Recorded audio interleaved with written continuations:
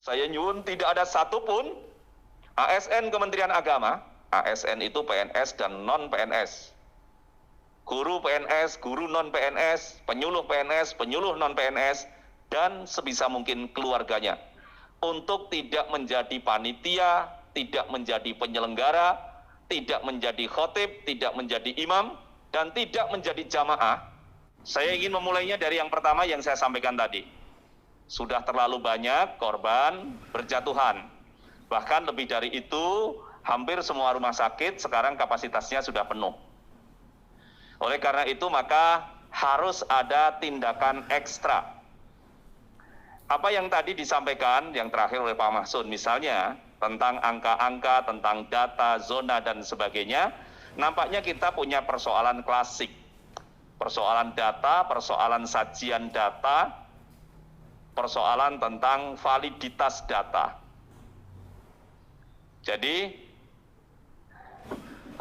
sebelum nanti kita sampai di Idul Adha, secara umum akhirnya disimpulkan bahwa se-Jawa Tengah ini tidak bicara tentang zona merah, zona kuning, dan sebagainya, tetapi bicara pada sisi level, yaitu level 3 dan level 4.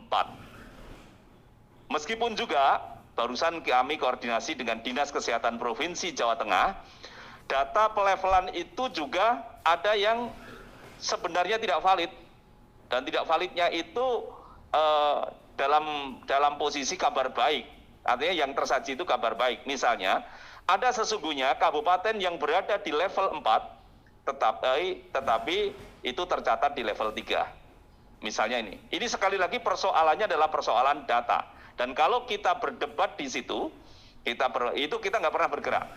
Akhirnya persoalan, ini bahasa saya, persoalan ini disederhanakan. Se-Jawa Tengah kondisinya level 3 dan level 4. Level 3 dan level 4 sesungguhnya adalah konsumsi Dinas Kesehatan dan Bupati Wali Kota untuk ketersediaan sarana prasarana obat, rumah sakit, dan sebagainya, dan juga laju penularan. Nah, ini yang nanti akan membedakan langkah apa yang perlu dilakukan terkait dengan rumah sakit dan sekitarnya, dan bagaimana menghentikan laju penularan. Tetapi se-Jawa Tengah 35 kabupaten, kita semua masuk dalam posisi PPKM darurat, baik itu yang di level 3 maupun yang di level 4. Clear pagi ini tadi kita koordinasi dengan Dinas Kesehatan. Nah, Oke, kita di situ. Jadi kalau kemudian kita berdebat ini datanya begini, terlalu panjang perdebatan kita. Karena kalau kita bicara tentang kabupaten, kita akan bicara ada 35 versi kabupaten kota se-Jawa Tengah. Apalagi kalau kemudian diturunkan menjadi per kecamatan, ada 514 kecamatan se-Jawa Tengah. Dan kalau kemudian nanti per kelurahan, apalagi RT RW, nanti angka-angkanya sebagaimana yang tadi disampaikan oleh Pak Masun tadi, ada sekian itu. Tetapi apapun yang ada data itu, tentu kita menghormati di masing-masing data. Keputusan untuk kemudian menjadi PPKM darurat adalah memasukkan itu tidak dalam zona merah, zona kuning, dan sebagainya, tapi di level 1, 2, 3, dan 4. Dan ternyata Jawa Tengah semuanya berada di level 3 dan level 4. Artinya, se-Jawa Tengah adalah PPKM darurat. Kebijakan PPKM darurat seperti apa? Sekali lagi nanti kita akan masih menunggu. Tetapi garis besarnya teman-teman bisa mengikuti di media atau pemberitaan atau informasi yang sekarang ini sudah tersebar. Teman-teman semua, baik. Saya ingin memulainya dari yang pertama yang tadi saya sampaikan. Kondisinya sudah semacam ini.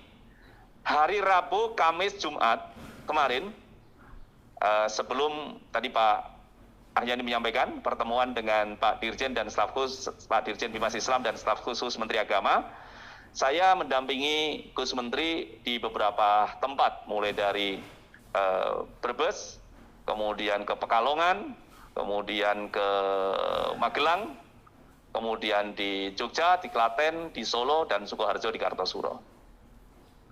Saya mendengar langsung dari beliau betapa Presiden sedemikian mengkhawatirkan kondisi yang terus berkembang ini.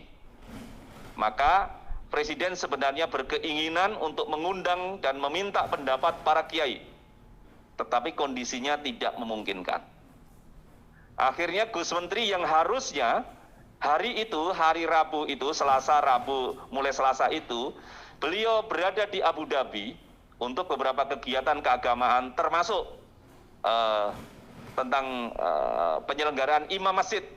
Ya, imam masjid yang ada di sana, pengiriman imam masjid yang ada di sana, itu diperintahkan oleh Presiden untuk menunda dulu, dan kemudian meminta Gus Menteri untuk bertemu dengan kiai-kiai besar se-Jawa, mulai dari Jawa Barat, Jawa Tengah, DIY dan Jawa Timur. Itu yang dilakukan. Betapa ada persoalan dan ada kekhawatiran yang besar terkait dengan nanti kalau Idul Adha ini menjadi sumber atau pencetus epicentrum baru penularan COVID-19. Saya dan kalau yang di ruangan ini ya Pak Afif ada di belakang saya, itu bahkan Pak Afif sampai hari Sabtu itu baru sampai di Jawa Timur, itu menyaksikan betapa pimpinan kita, Gus Menteri Agama, Gus Yakut Khalil Qomas, hampir tidak punya rasa capek. Dari pagi buta, pagi dini hari, sampai dengan menjelang dini hari. Dan kita bersyukur, para kiai terbiasa menerima tamu itu sepanjang waktu, jadi tidak ada batas jam kunjungnya, sehingga kita bisa bertamu jam 10 malam, jam 11 malam, itu sesuatu yang memudahkan kita. Kita juga tahu betapa ada risiko besar ketika Gus Menteri harus bertemu dengan para kiai dan kemudian melaksanakan perjalanan yang sangat panjang. Taruhannya nyawa itu sudah gitu. Tetapi itu tugas yang harus dilakukan. Maka di hari Jumatnya, benar kata Pak Dirjen Bimas Islam, kita harus kerja keras. Kalau pimpinan memberikan contoh yang semacam itu, tentu itu memotivasi bagi kita semua untuk bekerja lebih keras lagi. Karena seharusnya pimpinan tinggal memberikan kebijakan dan menerima laporan di lapangan. Tetapi pimpinan-pimpinan kita bekerja di lapangan, sampai kemudian hal-hal yang sifatnya teknis. Ini menunjukkan bahwa ada persoalan serius, ada persoalan penting yang kita semua harus sefrekuensi. Belum lagi seperti mana yang saya sampaikan tadi. Ternyata kalau saya amati protokol kesehatan di lingkungan Satker Kementerian Agama, baik yang ada di Kanwil, yang ada di Kemenak, yang ada di madrasah, yang ada di KUA, dan di tempat-tempat kegiatan yang lain, belum kita laksanakan sepenuhnya dengan baik. Kita bisa mendapat banyak data dari mana penularan itu kemudian masuk di lingkungan kerja kita, tetapi dan kita bisa berdebat di situ, tetapi korban atau teman-teman kita yang kemudian dipanggil oleh Allah meninggal dunia karena terindikasi COVID ini sudah terlalu banyak. Saya belum dapat informasi yang terakhir hari ini, tetapi hari ini ada 2 sahabat kita yang meninggal. Yang pertama Pak Maskur Mursidi, beliau adalah Kepala KUA Bagalen Purworejo. Dan kemudian Pak Haji Thoyib Nur Rahman, beliau adalah Kepala KUA Batu Retno Wonogiri. Kita doakan 2 beliau dan sahabat-sahabat kita yang telah berpulang selama pandemi ini, mudah-mudahan diterima oleh Allah Subhanahu wa Ta'ala sebagai syuhada, diterima Allah Subhanahu wa Ta'ala dalam radiyatan mardiyah, husnul khatimah. Al-Fatihah. A'udzubillahi minasyaitonir rajim. Bismillahirrahmanirrahim. Alhamdulillahirabbil alamin arrahmanirrahim maliki yaumiddin.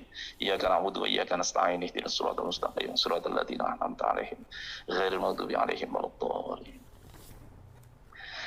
Oleh karena itu, sahabat-sahabat semua, maka saya menggariskan kita tidak boleh sembrono. Apa yang tadi disampaikan Pak Kabid Penais, Pak Kabid Urais, ayo kita menjadi teladan, harus dimulai dari diri kita, dimulai dari lingkungan kerja kita. Saya tidak ingin masih ada salam-salaman lagi. Saya masih melihat di banyak tempat salaman masih terjadi. Bahkan di Kanwil. Untuk kita niati menjalankan kewajiban agama menjaga keselamatan jiwa. Menjaga keselamatan jiwa adalah kewajiban agama. Dan kita harus samakan persepsinya. Samakan persepsinya. Jadi saya berharap ini. Kemudian pemakaian masker, jaga jarak, pengaturan WFO, yang selama ini sesungguhnya sudah ada panduannya dari masing-masing daerah. Saya berharap teman-teman semua melihat ini dengan bijak. Jadi keputusan kepala daerah diikuti dengan baik. diikuti 100%, kecuali yang aneh-aneh. Tadi sudah ada disebut tadi, kabupaten ini, kabupaten itu, yang kepala daerahnya kadang-kadang dengan segala hormat pada beliau, tidak sejalan dengan apa yang menjadi kebijakan pusat. Jadi kalau di daerah itu WFH diberlakukan sekian persen, tolong teman-teman ikuti dengan baik. Pasti ini menyulitkan pekerjaan kita, tetapi akan lebih sulit lagi kalau paparan di lingkungan kerja kita menjadi banyak. Baik yang terpapar maupun yang terinfeksi. Yang terpapar itu OTG, yang terinfeksi itu kemudian ada gejalanya. Termasuk pentata kelolaan lingkungan kerja kita. Jadi tempat cuci tangan kita, hand sanitizer-nya, jaga jaraknya, dan sebagainya. Termasuk kemudian penyemprotan disinfektan dalam periodik. Di Kanwil sudah dilakukan setiap sore, kita lakukan penyemprotan sebagai upaya agar. Tetapi kita juga tahu di Kanwil beberapa teman juga kena. Ya meskipun sekali lagi kita bisa berdebat kenanya bisa di mana-mana gitu ya. Karena teman-teman di Kanwil itu selain rumahnya juga sebagian jauh-jauh, juga kegiatannya juga jauh-jauh, harus ke daerah-daerah. Maka untuk sementara ini setelah tanggal 2 ini kegiatan-kegiatan ke daerah kita hentikan dulu sementara. Untuk menjaga keamanan, keselamatan, dan kenyamanan kita bersama. Jadi samakan langkah, samakan frekuensi kita. Tidak usah berdebat ini bagaimana, termasuk bagaimana Piala Dunia. Gitu. Kalau toh ada yang tertular, ya biarlah yang di luar sana gitu. Tapi sebenarnya juga nggak baik juga kalau kita berharap begitu ya. Tetapi kita sendiri di lingkungan di Indonesia, di Jawa Tengah, khususnya di lingkungan Satker, di jajaran Kanwil Kementerian Agama Provinsi Jawa Tengah harus dijaga betul dan semua harus berperan, saling mengingatkan. Dan saya harus minta maaf pada teman-teman daerah, kalau mungkin sekarang ini, belakangan ini teman-teman Satpam Kanwil di depan itu terlihat lebih tegas. Tapi saya sampaikan tidak boleh keras. Jadi yang tegas tapi tidak keras, karena tegas tidak harus keras. Efektif semuanya, sarana prasarana kita, tata kelola kita, saya berharap efektif. Satgas COVID minimal ketemulah sebulan sekali untuk membincangkan apa yang terjadi. Apakah itu Satgas COVID yang ada di Kanwil, Satgas COVID yang ada di kabupaten kota, di madrasah-madrasah, bincangkan itu dan kemudian evaluasi apa yang terjadi. Kemudian yang kedua, kita harus memulai ini semua dari integritas pribadi kita.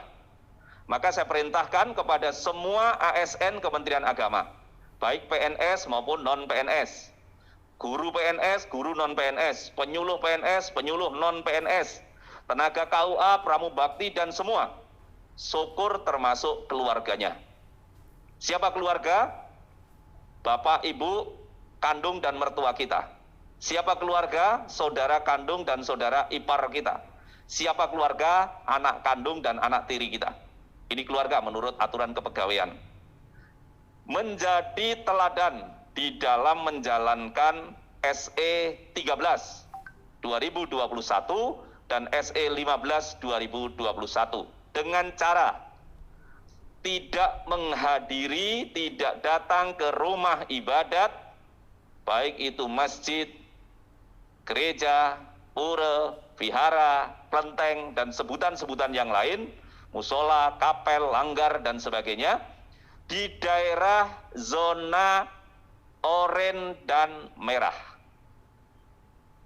Tadi sudah dicontohkan oleh Pak Kabid Penais, itu. Meskipun masjidnya ada di depan rumah kita, di latar kita, kalau itu zonanya oranye dan merah, kita masih pakai istilah zona, itu kegiatan ditutup, kegiatan ditiadakan. Teman-teman yang menjadi takmir masjid, saya berharap bisa berperan di sini semaksimal mungkin. Kalau pakai bahasanya Pak Arifin, sebijaksana mungkin. Karena ada juga tulisan itu terlihat bijaksana, tetapi juga menakutkan, terlihat menakutkan juga bijaksana.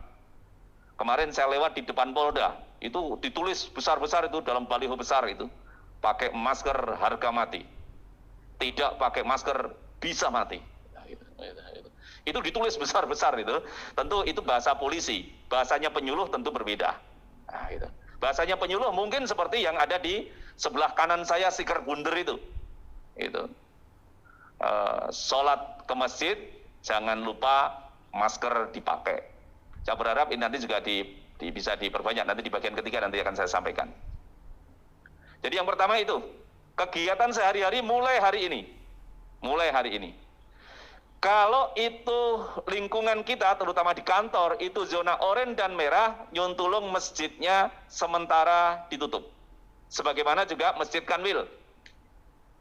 Hari ini atau sejak kemarin kita tutup karena Kecamatan Kaliwiru itu dalam kondisi merah. Ini kita melaksanakan instruksi Menteri Agama. Jadi kalau nanti ada pertanggungjawaban, ya gundelane ke instruksi Menteri Agama.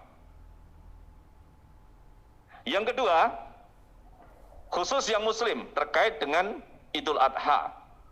Saya nyuwun tidak ada satupun ASN Kementerian Agama, ASN itu PNS dan non-PNS, guru PNS, guru non-PNS, penyuluh PNS, penyuluh non-PNS, dan sebisa mungkin keluarganya, untuk tidak menjadi panitia, tidak menjadi penyelenggara, tidak menjadi khotib, tidak menjadi imam, dan tidak menjadi jamaah, kalau ada penyelenggaraan Idul Adha di daerah oranye dan merah.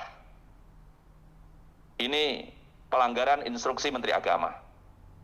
Jadi sudah jelas, tadi kalau ditanyakan oleh Pak Masun, gimana dengan janji? Ya kalau itu daerah itu oranye dan merah, kita katakan kita siap jadi imam, kita siap jadi khotib, tetapi nanti pada detik terakhir, nanti kita sepakati, menurut saya adalah paling tidak 5 hari sebelum pelaksanaan kita sudah tentukan petanya, karena dari 5 hari itu bisa berkembang yang tidak baik. Kalau itu sudah merah, maka dugaan kita dalam 5 hari ke depan, oranye, dugaan kita dalam 5 hari ke depan, turun menjadi kuning atau dari merah menjadi oranye, itu sulit.